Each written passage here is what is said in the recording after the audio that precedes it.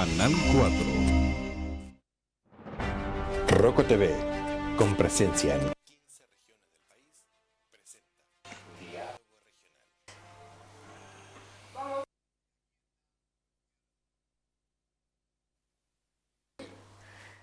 Felipe, qué gusto de tenerlo acá. Muy ¿Cómo buenas está? tardes. ¿Cómo está, Benjamín? Cuénteme. Todo bien aquí tirando para arriba. ¿Se juntó con la Camila Vallejo? No, no he tenido el gusto, no. ¿No fueron al encuentro de los comunistas en Santiago? Hubo pleno, sí, hubo pleno del Comité Central, pero no, yo no asistí, no soy delegado al Comité Central. No. ¿Y cómo le fue ahí?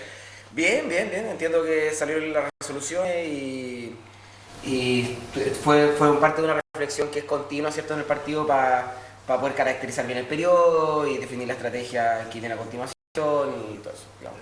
El Partido Comunista es un partido bien reflexivo, siempre se da estos esfuerzos de mirarse para adentro, ver qué hemos hecho bien, qué hemos hecho mal, cómo mejorar y de qué manera hacer política para apoyar, ¿cierto?, a las clases trabajadoras y a todo el pueblo chileno. ¿Y ustedes cómo están? Yo bien, don Rocco. Todo bien. Un gusto estar nuevamente en el programa, don Rocco. Hola, Benjamín. Hola a todos los televidentes. Oye, ahí estamos haciendo Sí. algunos... Y a los auditores, ¿cierto? Que es Radio Coyhaique también. Po. Sí, también. Rocco TV y Radio Radio Coyhaique. escuchas y televidentes. Oye, hoy día me reía porque hay una en BTR, salió un programa exclusivo para perros. Si algo escuché de eso. Sí. Un programa exclusivo para perros. Claro, Sí. Pero para que lo vean los perros. Para que Sí. lo vean los perros, Ok. sí, con colores especiales para perros. Está pensado en la gente que tiene los perros dentro de la casa, evidentemente. Po. Para que se entretengan los perros. Claro. Qué loco, ¿eh? O sea, bueno, no lo he visto, no sabía. Yo lo escuché. Curioso, pues, habría que ver como cuál es el tema del volumen, ¿no? Los perros escuchan, digamos, a una magnitud muy distinta a la nuestra. La frecuencia. Sí, pues, mucho más. Entonces no podría tener los mismos sonidos que nosotros. Tendría que ser más modulado. Ahí ya analizamos. Yo quedé loco. Está a punto de hacer un programa usted igual pensado ahí en los, En los canes. perros. Si lo mejor A lo mejor en una franja horaria. Con bebé perro. el horario de perro. Oye, bueno, así va cambiando El mundo. Oye, como un hecho aislado, ¿consideraron ustedes los comunistas la situación de la vinculado? ministra? Sí. Claro, sí, pues bueno, es un hecho lamentable, ¿cierto? El que se violente cualquier autoridad. Nosotros también lo vivimos, como partido me refiero, en carne, cuando a la ministra Vallejo se le tiró un café caliente, ¿cierto?, en el centro, cuando comenzaba el gobierno del presidente Gabriel Boric. Y sin duda que es algo que es muy lamentable, que no debiese ocurrir, y que además nos desvía la atención del momento que estamos viviendo, un momento particularmente sensible para el gobierno, donde vemos que, producto de las políticas del gobierno del presidente Kast, se augura un aumento, una duplicación, ¿cierto?, de la inflación, pasando de 4 a 4.4 se estima a finales del mes, y eso sin duda que nos preocupa a todos y a todas, y por lo tanto ese debiese ser el tema y no, digamos, por cierto, la violencia que sufrió la ministra, que sin duda que es lamentable y es muy condenable por quienes la hayan perpetrado. ¿Y cómo lo sentiste tú ese tema? Porque, bueno, de hecho el presidente a un mes tiene bastantes desaprobaciones, entre un 46 y un 53%. Sí, bueno, a mí el tema particular de la ministra Lincolao en la Universidad Austral me genera mucho dolor, porque yo soy egresado y titulado de esa, claro, de la Escuela de Veterinaria de la Universidad Austral de Chile, y lamentablemente lo que ocurre no contribuye en nada a la universidad, y creo que hay una serie de errores que son, digamos, responsabilidad del rector, que generan esto. No creo que sea un hecho aislado, yo creo que es un hecho más de violencia y de falta de respeto a la autoridad. Yo creo que parte de una seguidilla de manifestaciones de falta de respeto a la autoridad, y en parte también la cosecha de la siembra que han hecho precisamente como el rector, que durante su periodo de libre pensador, ¿cierto?, como académico independiente, cuando no era rector, hacía a través de estos podcasts llamados que no son muy democráticos tampoco. 2021, 2021, claro. Entonces yo creo que también esto tiene que hacer un llamado a la política universitaria en la Universidad Austral a evaluar realmente el rector que tienen liderando la casa de estudios, tiene las credenciales democráticas para poder estar en ese cargo. Debería haber llamado a los carabineros en el primer momento, yo pienso. He escuchado hoy día al rector de la Universidad Católica en la mañana en un programa de radio y bueno, él concordaba en que llamar a los carabineros en una actividad universitaria no es lo más recomendable, pero cuando la situación está desbordada al nivel que tenía y que expresó el mismo rector Montesino en una entrevista que dio la semana pasada en Radio Duna, me parece que la actuación de las fuerzas públicas no solamente para controlar el desorden, sino que además para resguardar a una autoridad de la nación, que es la ministra de Ciencia. Creo que pierde la Universidad Austral por todos lados, creo que pierde Chile y creo que también hay una demostración de intolerancia muy grande porque la ministra no solamente es una autoridad de gobierno, sino que además es una mujer y es mapuche. Entonces aquí en el fondo se está tratando de dejar de ver que al final el buen salvaje existe solamente para un buen lado. Las feministas parece que poco dijeron. Ausentes. Yo no creo que la condena a este hecho, ¿cierto?, tenga que venir por el lado de que ella sea mujer o sea mapuche. Yo creo que en este caso. Claro, es un hecho condenable, digamos, hubiese sido un varón, ¿cierto?, blanco, evidentemente condenable el hecho de que a una autoridad de Estado se le violente. Como le pasó a Iquique al presidente. No cuando era presidente, por cierto, pero claro, no, por cierto. O como insisto, como le ocurrió a Camila Vallejo siendo ministra de Estado. Y hay que decir también de que en ese momento no se escuchó una crítica, una condena transversal por parte de la derecha en ese momento. Todo el mundo condenó la violencia. Fue transversal. Fue me parece transversal. muy bien. Fue transversal. No, ya, me parece Fue bien. transversal. Y ahora lo que me parece un tremendo punto también de la ministra Lincolao es lo que dice: sin orden no hay innovación. O sea, la base de orden y seguridad para poder mejorar en cualquier aspecto, no solamente en la economía, sino que también en lo que tiene que ver con el desarrollo de la ciencia, la tecnología, la innovación. Y en general, para cualquier empresa humana necesitamos orden, seguridad. Claro, y para ella, como en un caso volver a Estados Unidos, donde tuvo mucho éxito, llegó de profesora a Estados Unidos con $500, empezó a estudiar y trabajó en negocio, en establecimiento, planchó ropa. Sí, tal cual. Y siguió estudiando y después fue ganando espacio. Yo no creo que la ministra Lincolao esté ganando, que está aquí por un propósito económico. No creo que se haya venido de Estados Unidos con una carrera súper exitosa al Ministerio de Ciencia por un objetivo económico. Yo creo que realmente tiene vocación de poder contribuir al país. Parece que tuvo éxito en Estados Unidos. Mira, no sé, desconozco, pero sí me parece lo importante es que no se... digamos, estos hechos son condenables y yo creo que también es súper importante circunscribirlo al hecho puntual que ocurrió y no necesariamente a la trayectoria ni de la UAH, ¿cierto?, ni tampoco de su asociación universitaria. La misma Federación de Estudiantes, ¿cierto?, sacó una declaración condenando el hecho. La alcaldesa también, o sea, yo creo que es bien transversal. El rector, por cierto, ha salido en todos los medios condenando con mucha fuerza los hechos que ocurrieron. Entonces, yo creo que es un hecho puntual, un hecho que es muy lamentable, que es muy condenable, pero no creo que nos tiene que desviar de lo importante, lo que la gente en su hogar, digamos, está realmente preocupado, ¿cierto?, que es el problema de la inflación que se nos viene enfrente y otros problemas que son producto de las políticas económicas. Naturalmente tiene que desviarnos, y no solamente desviarnos, tiene que llamarnos la atención, Benjamín, porque sin seguridad y sin orden no hay economía. Tú sabes que sin seguridad y sin orden no hay libertad, y sin libertad no hay desarrollo. Entonces, esta es una manifestación más de violencia, y no es como para relativizarlo y decir, no, aquí no nos desviamos de lo importante. Es importante, porque así como atacaron a la ministra Lincolao, también atacaron a un colega tuyo, a una profesora en el norte, sí, con resultados de muerte. Entonces, tú vas tomando todo este tipo de cosas, y este tipo de cosas da señales para afuera, de no invertir en Chile. Y sin inversión no hay desarrollo. Y sin desarrollo no hay prosperidad. Yo estoy de acuerdo con Fede de la importancia que tiene, ¿cierto?, el orden y la seguridad para efectos del desarrollo social. No sé si lo relacionaría tan directamente con la inversión, pero está bien. porque creo que la inversión se juega con otras variables, ¿cierto?, que tienen que ser consideradas.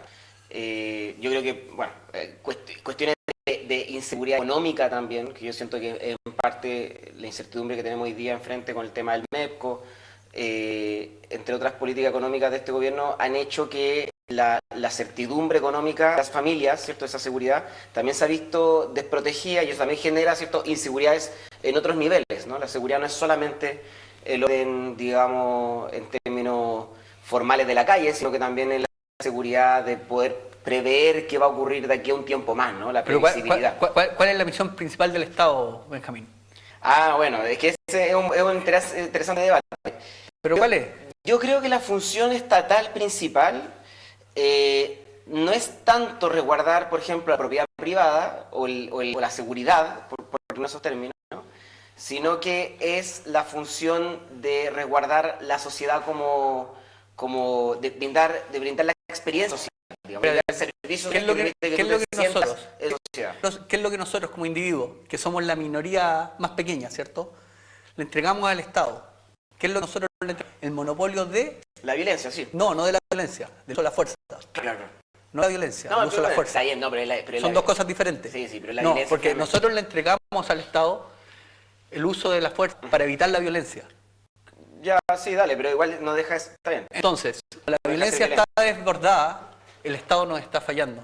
Entonces, no es una señal como para relativizar. No, yo estoy de acuerdo que tú crees que... Pero igual interesante, ¿tú crees que la violencia en Chile hoy está desbordada? Absolutamente. Que no hay Estado de Derecho, como dijo la ministra de Seguridad. Yo creo que estuvimos a puertas de perder el Estado de Derecho. En la revolución fallida del 2019 estuvimos a puertas de perder... Dale, pero estamos hablando de hoy día. Bueno, pero es que eso pasó hace 5 años, Oye, Benjamín. ¿qué es lo que dicen los estudiantes? Lo que aquí justamente los estudiantes dicen, no apoyar la violencia como forma de lucha. Sin embargo, la reacción en contra de la ministra es entendible dentro del marco del descontento que ha creado este gobierno en la sociedad civil. Eso lo plantean los jóvenes, los capté hoy día en una entrevista y saqué esta parte, este extracto. Es vergonzoso. Hoy día el rector de la Universidad Católica decía en esta entrevista en Duna, en el Hablemos en Off en la mañana, decía de manera muy directa, ¿desde cuándo los estudiantes son los dueños de la universidad? Las universidades no son de los estudiantes, tampoco son de los académicos ni de nosotros la planta administrativa. Las universidades son del país. Los estudiantes son parte de la universidad. Entonces hablan con un desparpajo los estudiantes, hablan con un desparpajo y a mí me parece que eso está mal. Y eso está fomentado precisamente por sectores políticos como los que representa aquí mi interlocutor. Con Tertulio. Yo creo que yo no creo que nosotros avalemos la violencia. Yo creo que nosotros como izquierda en general, el esfuerzo que hacemos es un esfuerzo, digamos, cognitivo, ¿cierto?, de entender el fenómeno. Porque, al contrario, si uno se pone en una vereda de simplemente, digamos, de simplemente condenar y simplemente negar el hecho, que por cierto nosotros hacemos y lo hemos hecho públicamente en todas las ocasiones que nos ha tocado hacerlo, incluido en otros fenómenos, incluido, ¿cierto?, con la dictadura, ¿no? Lo que viene a consecuencia es la comprensión del fenómeno. Porque nosotros no entendemos lo que está pasando ahí, donde, o sea, al menos lo que hemos visto en los videos, creo que a todos les queda súper claro que lo que pasó ahí no fue un atentado de un comando militar, digamos, extranjero, ni tampoco eran, ¿cierto?, personas pagadas para cometer ese acto delictivo, por cierto. Sino que fue un acto delictivo muy condenable, tremendo, terrible, pero que fue perpetrado, no lo sé, porque no sé si él tenía motivaciones políticas, no sabemos sus motivaciones. Yo por lo menos no sé. Yo te cuento, yo acabo de hablar hoy pero dale, pero déjame terminar. Lo que sí vemos es que le pegan, ¿cierto? Yo lo vi unos charchazos, digamos, unos grupos de estudiantes o en edad de estudiar, ¿no? Como jóvenes. Bueno, esas personas jóvenes que son productos de nuestra sociedad, delincuentes, que cometieron un acto delictivo, nosotros tenemos la responsabilidad de comprender el fenómeno. ¿Por qué? Porque si no lo comprendes, Felipe, no puedes prevenirlo. Y esa es tal vez la diferencia entre nosotros, como de izquierda me refiero, cuando nos enfrentamos ante estos fenómenos, y la derecha. Y por cierto, yo estoy con esto cierro, digamos, a propósito del tema del estallido social, ¿cierto? El 2019. Que la derecha le ha llamado el estallido delictual, ¿cierto? Yo lo llamo la revolución fallida. Pero... Bueno, vale, pero yo he escuchado ese estallido delictual, por lo menos a la serie que me ha tocado compartir le llama de esa manera. Yo le llamo revolución fallida. Y insisten con la idea de que fue bueno, tú coincides con ella, que fue como una cuestión preparada por parte de la izquierda, así tal vez como esto, ¿no? Y eso es falso, estos son fenómenos sociales que ocurren en la sociedad. Pero fue cadena. Y tenemos que saberlo entender para poder prevenir que vuelvan a ocurrir estallidos sociales. A nadie le gustan los estallidos sociales, se estabiliza el país, ¿cierto? Se paraliza, qué sé yo. Pero es importante comprender los fenómenos para poderlos prevenir. Y ahí viene la política, digamos, keynesiana, ¿cierto? De distribución, que históricamente se ha podido prevenir estallidos sociales porque disminuye el malestar y aumenta la distribución de riqueza. No sé qué tiene que ver Keynes en esto. En esto. Mira, con lo que tiene que ver es que, y a propósito del gobierno anterior, digamos, y las políticas económicas de este gobierno, que a mí me parece que es lo más relevante. En el gobierno anterior, el ministro Marcel, junto al presidente Boric, le pusieron un impuesto específico a las 11 empresas más grandes de minería en el mundo, que operan en Chile, ¿cierto? Una de ellas es chilena, opera por el grupo Luxich. Esos impuestos a esas 11 empresas permitió la recaudación de 1.500 millones de dólares, de los cuales 1.000 van para el caso del Estado, renta fiscal para el presupuesto nacional, y otros 500.000 millones van para, de dólares van para los gobiernos regionales y otro 500 va para los municipios, en el Fondo de Equidad Territorial. Y eso permite que los municipios más vulnerables, ¿cierto?, reciban un ingreso extra que se denomina, ¿cierto?, producto de la ley del royalty. Nosotros, gracias a eso, gobierno regional, tenemos el FRPD, el Fondo Regional para la Productividad del Desarrollo. Esas son políticas redistributivas de la riqueza que permite que a partir de la acción extractiva de grandes valores de riqueza que genera la minería, bacán, nos permite a nosotros como país y a todos, incluidos de las comunas más pobres en Chile o más desiguales, ¿cierto?, que necesitan más impulso, como por ejemplo una de las comunas en nuestra región que recibe más de este fondo de equidad territorial es Lago Verde. Ya, pero Benjamín... Y eso permite a Lago Verde comprar maquinaria. Está bien. Y eso son políticas redistributivas que... ya, pero ¿cómo previene eso? Previenen la violencia. Previenen los estallidos sí, es que previenen los estallidos sociales. ¿Y por qué? Porque distribuyen lo que para ojos de la gente es de todos y todas. Lo que contribuye a los ciclos de violencia o contribuye al malestar social son políticas que para ojos de la gente tienden a concentrar más la riqueza. ¿Cuáles políticas? Adelante.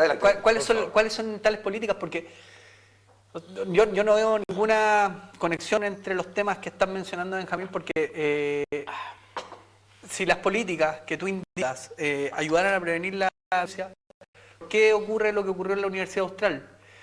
¿A razón de qué política ocurre lo que ocurrió en la Universidad Austral? Porque te recuerdo, el presidente José Antonio Kast ganó una elección democrática con el 58% de los votos, el presidente más votado. Entonces, aún no ha aplicado ninguna política. El MEPCO sí, y el MEPCO es la definición del impuesto específico para las empresas distribuidoras de petróleo. No tiene nada que ver con política universitaria. No directamente. Pero la sociedad chilena sí siente el aumento de la inflación, digamos, el aumento de los precios. Y eso justifica entonces que haya letreros en una universidad que digan Kast, chúpalo, que era lo que decían los letreros de la Federación de Estudiantes. Yo no estoy diciendo que lo justifique, partí diciendo que no. Encuentro que son inconexos los temas. Es que están subconectados. Y yo sé que para el oído, o ojo, no sé, de lo que sea, yo creo que va a entender el hecho de que cuando uno sabe que un gobierno toma políticas que, para impresión suya, no contribuyen, digamos, a mejorarle la vida de las personas, sino que dificulta las condiciones de vida, eso genera rabia, y esa rabia se puede expresar de formas diversas. Es muy condenable la violencia, yo insisto, la condeno plenamente, pero es nuestro deber comprender lo sociológico, ¿cierto?, para poder prevenir eso a futuro. O sea, y eso es un poco lo que dice la declaración de los estudiantes de la federación, que yo sé que irrita a mucha gente cuando ponen ese sin embargo, porque pareciera que estén justificándolo, yo lo sé. Yo lo hubiese redactado distinto. Pero tú estás por sobre la comprensión del resto. Aquí lo que se está haciendo es relativizar la violencia, Benjamín. No. Lisa y llanamente. O sea, en el fondo, te concedo el punto. Hay que comprender los fenómenos. Eso. pero esos 3 mocosos, delincuentes, o 3 o más, Ya, pero que que son 3 mocosos y no es un acto político, digamos, o de sea, una un acto célula. absolutamente político, Sí, porque no, dale, pero de el, 3 cabros, el rector Montesino, yo tengo un amigo que es profesor de la Universidad Austral, hablé hoy día con él y me dice, pasamos 1 hora antes de que saliera la ministra y había letreros que decían Kast, chúpalo. Ese era el tenor de la manifestación que había. Era una manifestación en esencia política. Preparada. Aquí no estaba la Federación de Estudiantes, estaba la zurda. Hubo tiempo. Estaba la zurda de la universidad. Pero la zurda ya no existe, pues, Felipe. La herencia de la zurda. La zurda estaba cuando yo estaba en la universidad. No sé qué edad tienes tú, yo tengo 43. Cuando yo estaba en la universidad, el año 2002, estaba la zurda. La zurda tenía la hegemonía. Cuando yo entré, ya la zurda había muerto. Pero en la herencia, en el fondo, las células del Partido Comunista metidas en la política universitaria. Pero son cosas distintas. Es que no, son cosas, la zurda es distinta al Partido Comunista. ¿Sabes que no hay que quedarse en los titulares? Sí. Yo en un titular que leí decía que se iba a, no sé si a premiarse, ¿no? A reconocer al policía de la Policía de Investigaciones y a un marino. Correcto. ¿Ya? por haber acompañado a la ministra. Y dije, ¿por qué lo van a reconocer? Y después, ese era el titular. Después leí esto completo y sucede que ellos se quedaron. Así es, acompañándola. Porque no eran parte de la escolta. No.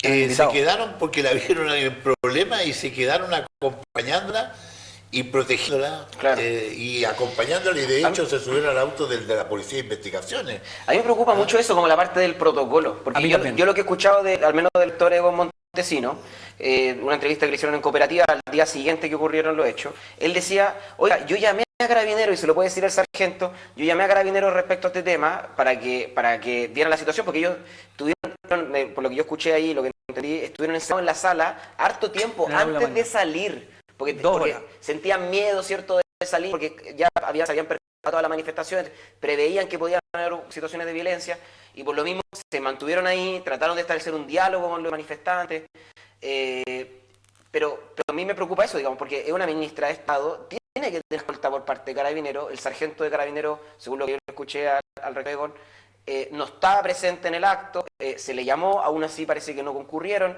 entonces, porque ahí correspondía dispersar la manifestación, ¿cierto? Y después, cuando la manifestación se dispersa, poder digamos... O haber acompañado claro, también hacer un cordón, ¿cierto? Bueno, hay distintas estrategias que eso obviamente responde a quienes están en el terreno y sobre todo a personas especialistas en la materia poder evaluarnos nosotros, pero me llama mucho la atención que esa precaución por parte, digamos, del organismo de las fuerzas de orden y seguridad, ¿cierto?, que tienen el mandato constitucional de hacer eso, como decía Felipe, sí, ¿cierto?, el tema del monopolio de uso de la fuerza legítimo, ¿cierto?, no estaban ahí. Pero ustedes ven peligro en que nos ponemos de acuerdo, en esos patos.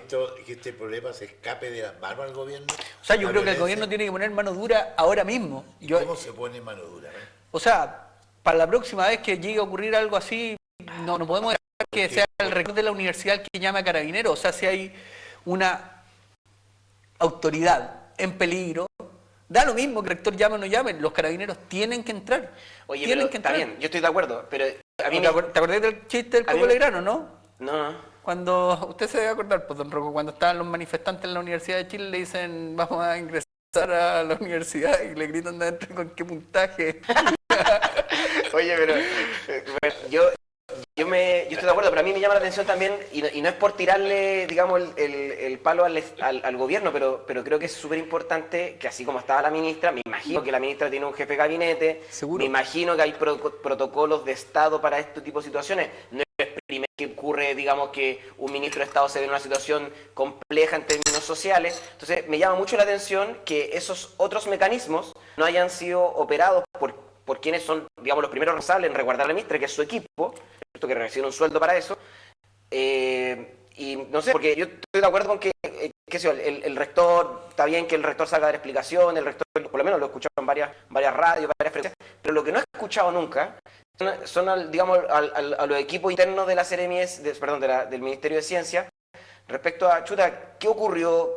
¿Por qué tomamos la decisión de no hacer otra cosa? Ella es ministra, también podría haber llamado, digamos, a las Fuerzas Armadas y de Orden y decir, oye, ¿sabe qué? Yo estoy aquí adentro, necesito escolta. Sí, yo en eso no, yo no entiendo ahí que en términos del manejo logístico, no entiendo por qué no ocurrió eso y también me preocupa que nadie esté como señalándoles también a ellos. Pasaron 3 horas. Hubo tiempo suficiente. Yo en eso coincido con Benjamín. Yo creo que echo de menos ahí la reacción del Ministerio de Seguridad, del Ministerio del Interior. Me parece que ahí debería haber habido una avanzada también. Yo creo que parte de quizás de la falta de experiencia de la ministra y eso, pero es que no se iban a meter a Temucuicui tampoco. O sea, esto no es el es que así a Temucuicui, aquí fueron a una casa de estudios, fueron esto es una universidad. Por eso te digo, o sea, me imagino que ni la ministra ni su equipo se esperaban este nivel de intolerancia dentro del lugar que es el lugar dado yo estoy de acuerdo, al debate de ideas. Yo estoy de acuerdo que tal vez no se lo esperaban, estoy de acuerdo, pero o sea, al cabo de 2 horas encerrado, 2 horas encerrado en el auditorio, ¿cierto? Sin posibilidad de salir, ya he tenido un tiempo suficiente para reflexionar, llamar a la comisaría, Valdivia no es tan grande, digamos, llamar a la comisaría y que venga un escuadrón a escoltarte. Como que, o sea, yo creo que también hubo una decisión política por parte de la ministra, que es muy loable, de jugársela, me imagino yo, estoy aquí locurando, pero me imagino que de jugársela por salir a conversar con los manifestantes. Conversó con dirigentes. Claro, sí, me imagino que en eso y acordaron con los dirigentes. ¿Dónde caminar, cierto? No, porque hubo un acuerdo con los dirigentes. Ya. Tuvieron un acuerdo con los dirigentes, según relató el mismo rector. Tomaron un acuerdo que le iban a dejar salir. Claro. Y resulta que las masas, motivadas por temas políticos, no universitarios, faltaron a eso. O por RAE. Sí, yo creo que también realmente corre el riesgo, Felipe, digo a todos en general, corremos el riesgo de darle demasiada, de poner demasiado en alto las motivaciones políticas de gente que tal vez no tiene motivaciones políticas. El estallido social en Chile yo creo que quedó súper demostrado después del comportamiento electoral posterior, de que en realidad no había tanta motivación política, digamos, por ejemplo, de querer transformar el país en el sentido de garantizar derechos sociales, que era lo que, por cierto, a mi sector le hubiese gustado interpretar de ese suceso, ¿cierto? Lo que en realidad hoy día, de manera retroactiva, es que fue mucha gente que tenía mucha rabia, que se juntó y dejó la patada, digamos, porque tenía un cúmulo de crisis de expectativas, por decirlo así. Y que, bueno, ahí Joaquín Lavín, por cierto, del sector de derecha, interpreta esto como una crisis de la deuda, como él lo llama como una crisis del éxito neoliberal. Es decir, como que la gente que tiene tantas expectativas de éxito pucha, no lo logró tanto, digamos, pero igual lo logró un poquito. Oye, pero ¿cómo pega esto? Según Lavín, digamos. ¿Cómo pega esto? Fíjate que en el Instituto Comercial de Valdivia, un joven escribió en el baño, el tiroteo a las 9:30 mañana, día 10. Escribió. ¿Que en un baño? En un baño. A ver, hay que dejar de darle... Y eso ha pasado en otras localidades. Yo le podría contar hartas cosas que han pasado en los baños, pero claro, no creo que sea un motivo de noticia. Yo también conozco la historia. Pero de todas maneras, le pasaron una multa de 76.000 pesos. ¿A quién, perdón? ¿Al joven que escribió? Al estudiante que escribió, porque lo captaron que había escrito... ¿Tienen cámara en el baño? No, una inspectora lo vio que... Bueno, para mí ese es un acto de terrorismo, don Rocco. Claro. Para mí ese es un acto de terrorismo. Eso pasó también acá. Y me parece que una multa de 76.000 pesos un subo a la bandera. Esa persona debería estar presa. Y al lado... No, pero está bien, pero yo estoy de acuerdo que no es correcto que Pero que se le quiten los derechos a los jóvenes que los consideran. Es que yo por eso quiero poner como que creo que es importante volverse sensato en esto. Y por eso es importante comprender los fenómenos. Porque de lo contrario, si no entendemos lo que está pasando, nos ponemos a meter presos a niños que escriben tonteras en los baños, ¿cierto? Que, por cierto, está muy mal lo que escribió ese niño probablemente, ¿cierto? Y yo tengo en la memoria por lo menos de varios baños que he visitado de mensajes muy deleznables, que probablemente, peor que otro, digamos, y varios peores que ese, ¿no? Pero yo creo que si nos ponemos a meter presa a la gente por lo que escriben los baños, nuestras cárceles, Felipe, no solamente no van a aguantar, sino que no es lógico. Y yo creo que lo importante aquí, y sobre todo en la esfera de la política y del diálogo político, lo que tenemos que hacer el esfuerzo es de poder comprender las cosas que están ocurriendo para tomar las acciones allí donde podemos prevenir que ese niño vaya a escribir cosas violentas a los baños. A mí me gustaría que tú, con esa capacidad analítica y de comprensión que tienes, que está por sobre, digamos, el común, para nada. Cualquier profesor de aula en nuestro país comprende que a los chicos en vez de castigarlo, más vale comprenderlo. Con esa comprensión que tienes, te pudieras acercar entonces a las familias de quienes han tenido pérdida de menores de edad producto de temas como eso, que no fueron parados a tiempo. Ese niño fue pillado en el acto, haciendo una advertencia que sí era terror. Ya, pero Felipe, es que sí, Felipe, a ver, es que esto es increíble. Una persona que comete, sí, es increíble, porque una persona que comete un acto, si estamos hablando de la eventualidad, por ejemplo, que ese joven realmente iba a cometer un acto del tipo una matanza como en una escuela, ¿cierto? Es como el supuesto que tú estés poniendo. Vale, asumamos ese supuesto.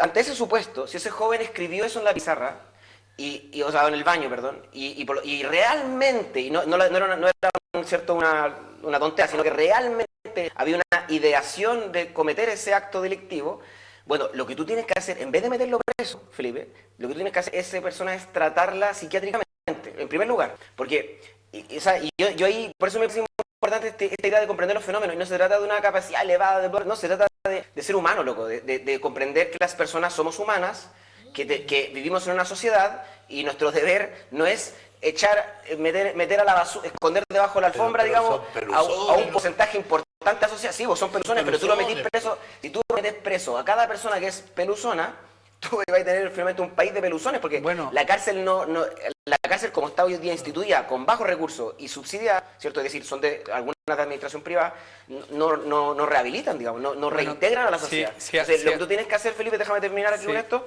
lo que tú tienes que aquí es tener una comprensión pedagógica de los fenómenos, ¿cachai? Porque de lo contrario, la sociedad no evoluciona, sino que solamente mete debajo de la alfombra la basura, y eso está muy mal, porque de alguna u otra manera esa basura va a volver a salir. Ese joven, si tú lo metes preso a los 15, 16 años, bueno, va a salir a los 20, a los 40, y va a terminar siendo realmente un delincuente cuando inicialmente tenía una idea. Vienes egresando de la escuela del delito. Claro, si la cárcel es una escuela. Si un estudiante escolar... No, me lo tomé. Me lo tomé todo el con mi tecito. Si un estudiante escolar naturalmente no se puede ir a la cárcel, pero lo que yo esperaría sí es que lo expulsen del colegio. Aparentemente también es una medida que está por sobre. Expulsarlo es generar otro tema también con la persona afuera. ¿Qué le dice usted, don Rocco, a los padres de un niño que después, por un peluzón como ese... Cuando son condenados, sí, por no llegar a expulsar, tiene que ser una condena y ojalá cárcel. O sea, hay procesos internos que tienen los establecimientos para determinar o no la expulsión de un estudiante, dependiendo de varios factores, ¿cachai? Que son importantes de tomar en cuenta, porque hay una palabra que se llama el populismo punitivo, ¿no? Esta idea de que, no, es que todos presos, nos vamos todos presos, así no funciona la cosa. Y así no se resuelven los problemas. Y así la sociedad no avanza. Y así el crimen no disminuye, el crimen aumenta. La forma de disminuir el crimen en una sociedad compleja como la nuestra no es meter a todos los que uno se lo puede ocurrir, sino que es trabajando en cuestiones mucho más complicadas, ¿no? Que tiene que ver con garantizar condiciones de vida dignas. El ejemplo de El Salvador es otra cosa. No, ya hablemos de Bukele, vamos. No, yo te digo, el ejemplo de El Salvador dice otra cosa. Dice que a través de las medidas que se impulsaron en El Salvador pasó de ser uno de los países más peligrosos con más delincuencia a uno de los países más seguros. Pero lo que empezó está bien. Yo te concedo que El Salvador es un caso, al contrario de muchos de mi sector, por cierto, yo considero que El Salvador es un caso de análisis, sin duda, y un caso del cual tenemos que aprender mucho. Pero ¿sabes cuál fue el factor de éxito mayor en El Salvador? Algo que no se dice mucho, es el acuerdo que tuvo Bukele con los dirigentes de las maras que estaban presos en Estados Unidos y también en El Salvador. Y en base al acuerdo, al trabajo, ¿cierto? En este caso del presidente Bukele, Nayib Bukele, con el crimen organizado, porque era una estructura muy jerárquica, digamos, fácil de desarmar en el sentido, con mucha identidad local, fue más simple, digamos, desbaratarlo, ¿no? En Chile tenemos una situación completamente distinta y en eso todos los analistas que son expertos en materia de seguridad, una de las cuales trabajó en el gobierno anterior, ¿cierto? Diamela Altitz, es una literata, pero Lucía Damert. Lucía Damert, ella, exacto, sí. Ella, yo he leído un par de trabajos académicos de ella en materia de seguridad, es brillante, hace un análisis bien pormenorizado del Salvador y dice que en realidad está bacán, pero no es un modelo trasladable a Chile, sino que, ¿por qué? Porque el crimen organizado en Chile es muy distinto. El crimen organizado son empresas muy bien, digamos, estructuradas, ¿cierto? Como que tienen gerencia, tienen encargados de comunicación, pública. Entonces, cada país, perdón, tiene su propio modelo de empresa delictiva, ¿no? No todos son iguales. No todos Oye, son nos quedamos ahí, ¿eh? Qué un temazo, ¿ah? Yo quería pasar a la economía, pero... Tema de economía, pero antes, Don Rocco. a propósito de economía, hay una frase muy simpática del presidente José Antonio Cast que dice, todavía no canta Gardel, dijo. Ah, sí lo escuché. ¿Ah? Ah, mira, no caché todavía esa no canta referencia. Gardel, o sea, todavía no le pagan el primer sueldo. Y ante la imposibilidad de poder rebajar el sueldo, porque él quiere Donarlo. a una institución de menores, de niños. Ya. ¿sí? Ahí está viendo... ¿Quiere donar todo su sueldo? Sí. No. Eso dijo. El saldo nomás. No, eso dijo. O sea, ¿no? si tenía 10 millones y le iban a pagar 12, esos 2 millones no van a donar. yo entendí que iba a donar el sueldo. No. Yo quiero decir que yo estaría en desacuerdo con esa medida. ¿Qué hubo? Cacha, yo estaría en desacuerdo con la medida de que el presidente Kast done todo su sueldo. Yo estaría en desacuerdo. ¿Sabe por qué estaría en desacuerdo? Porque eso ocurría antes en nuestro país.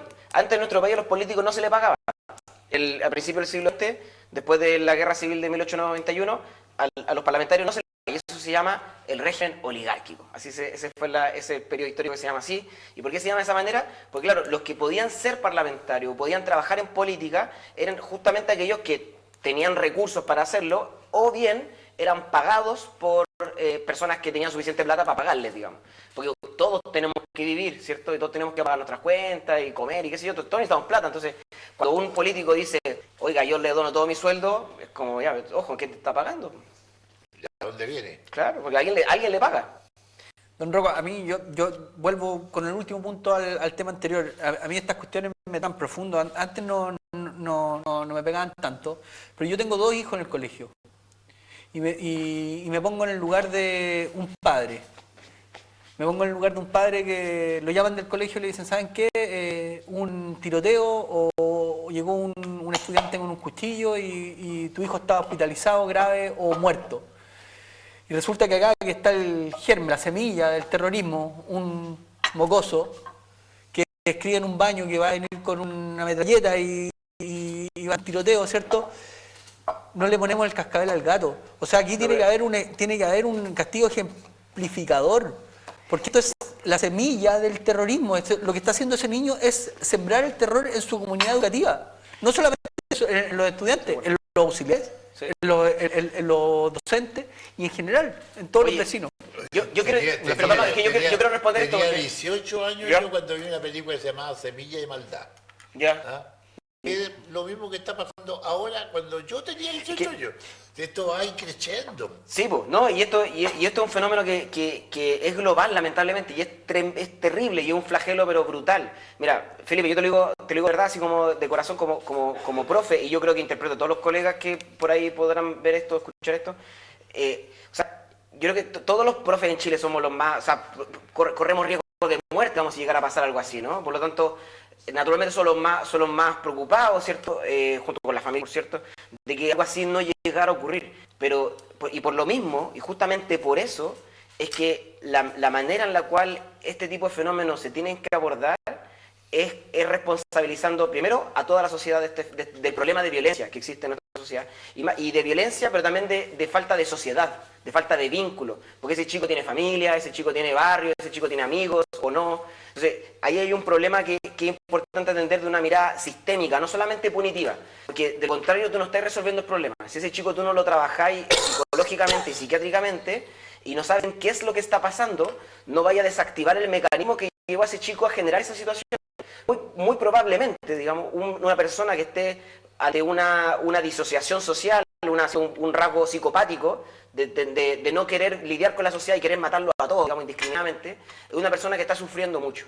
Y una persona cuyo sufrimiento tiene un origen. Y ese origen puede ser en la escuela, como puede ser en su casa, como puede ser todo en un grupo de amigos, puede ser de distintas maneras, ¿no? O puede ser los 3 juntos. Y ahí tu desafío como escuela, si quieres realmente evitar, y sociedad, por cierto, si quieres evitar que eso puede ocurrir con ese niño como protagonista u otro es descubrir cuál es el mecanismo causante. No, y si solamente agarráis y echáis, vaya a condenar a otra escuela a que pueda pasar lo mismo, como también a esa misma escuela, porque no estáis desencadenando el mecanismo que llevó a esa gente a hacer eso. Mira, un dato ahí para que la gente que nos escucha en la casa de pronto lo pueda reflexionar, porque a mí por lo menos me aterra. Hay una canción muy popular que se llama Pump Up Kids. Pump Up Kicks, que esta de Foo Fighters, algo así. Es un... esa que dice como... Better run, faster than my bullet. Bueno, no sé. Es un tema que es popero así brutal, está en la radio todos los días. Hoy día lo escuché para acá. Ese tema habla, es una canción norteamericana, ese tema habla de un estudiante que quiere matar a sus compañeros. Y un estudiante que arma un tiroteo en Estados Unidos. ¿A qué voy con esto? Lamentablemente en países como Estados Unidos, esta cuestión es casi cultura pop.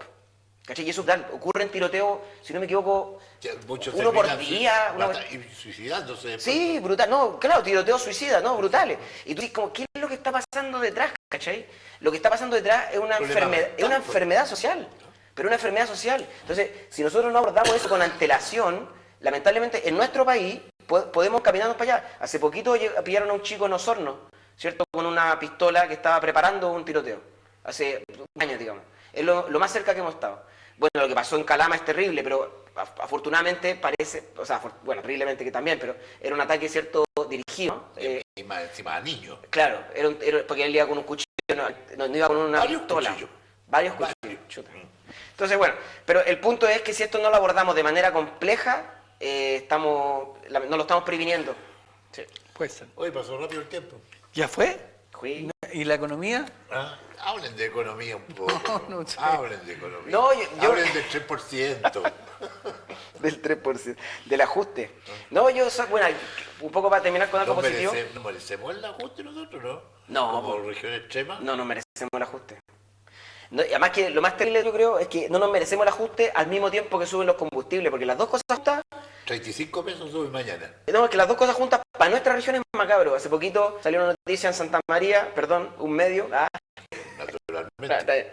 Un medio regional... Don Rocco fue ir así que... Un medio regional de que están gastando 1 millón de pesos mensuales. En el Tortel. ¿En Tortel? Sí. O sea, 1 millón de pesos diarios. Diario. O sea, imagina el despilfarro de recursos públicos. Y que nosotros tenemos pocos recursos públicos como región en términos relativos, ¿cierto? Y que significa un impacto tremendo en la economía regional. Entonces, si las dos cosas van de la mano, inflación y al mismo tiempo rebaja el MEPCO y por lo tanto aumento los combustibles y también ajuste fiscal, va a estar complicado. Y de la mano con la paralización de los camioneros. También Claro, se anunció eso, ¿no? Sí. ¿Cómo lo ves tú? Complicado para la región. La región depende mucho de los fletes, así que los primeros en afectarse con el paro de los transportistas es siempre la región de Aysén. Somos los primeros que nos llega esa resaca, así que... Pero estuvo el gobernador con una comitiva bastante amplia guiando estos temas en Santiago, porque como la descentralización no llega y ni va a llegar tampoco. Sí, yo lo vi al gobernador, eché de menos a la senadora Jimena Órdenes, vi que estaba Calisto, Garinco, Macías y Vallenito. No vi a la senadora Órdenes en esa comitiva y aplaudo y me parece bien que se hayan puesto de acuerdo para poder representar las necesidades y las particularidades que tiene la región de Aysén, que naturalmente es lo que esperamos los ayseninos, que nuestros representantes, independiente de los sectores políticos, actúen con sensatez frente a los temas que nos afectan. Que yo aplaudo esa instancia y me ha encantado también ver a la senadora Órdenes, que no sé por qué razón... Para evitar los desórdenes. Puede ser. A lo mejor estaba en Valdivia. Yo de acuerdo con Felipe, por cierto, con la valoración del hecho. Oye, pero hablemos una nota simpática también. ¿Te sabes que el gobernador anda en Brasil? Ah, no tiene idea. Sí, pues. No sabía. Sí. Cuéntale usted, pues. Te conté yo. No, oye, pues si quiere le cuento yo. Cuéntate. Le cuento. El gobernador fue a Brasil a un acto en Sao Paulo, ¿cierto? Con Cernatur. Con Cernatur, claro, a una feria que se llama WTA o WTF. Ponle de pelero, más pelero. Claro, World, qué sé yo, exacto. Bueno, que es un encuentro internacional, ¿cierto?, de turismo, ¿no? Y la idea es, bueno, promocionar la marca Aysén Patagonia y básicamente eso. Me alegro, es una buena noticia. La idea es que tenga contacto con una empresa aérea Claro. que viaje directamente de Brasil a Balmaceda. Claro, Wow, eso claro. sería muy Trayendo bueno. brasileños. Eso sería muy bueno porque los brasileños son muchos y son muy buenos turistas. Ya han aumentado mucho digamos, la visita a la región de los turistas brasileños. Este último tiempo ha aumentado muchísimo, entonces... Sí, po. Y llegan normalmente hasta la región de los lagos, ahí se ven Claro. muchos, Y en otra Puerto buena Vara. noticia que vamos a decir, que se viene el Titan Forest también, Ah, claro. y justamente nuestro Pipo Rodríguez pretende esta vez ser el primero. Maravilloso. No el segundo porque quedó picado con el español. Pues. Sí, po. Llegó el momento de despedirnos, chiquillos. Muchas gracias, Rocco. Y un saludo a toda la gente en la casa, cuídese y se puede, o sea, bueno, cuídese y ojalá que no nos afecte tanto el tema de los combustibles y el aumento de la inflación, ni tampoco el ajuste. Gracias por la invitación, un gusto nuevamente. Saludos al Pipo, la que llegue primero. Estamos contigo, Pipo. Vamos representando ahí a la región de Aysén con todo. Ponele bueno más Pipo. Y la idea es diálogo regional con este café, pues. Inquieto. Ya no están tan inquietos ustedes, ¿no? Yo me tomé poquito café esta vez, así que Yo me tomé una agüita Melisa. Saludos, Pipo. Actitud animal. Vamos que se puede. Claro que puede. Vamos entonces para encontrarnos nuevamente mañana con diálogo regional. Gracias.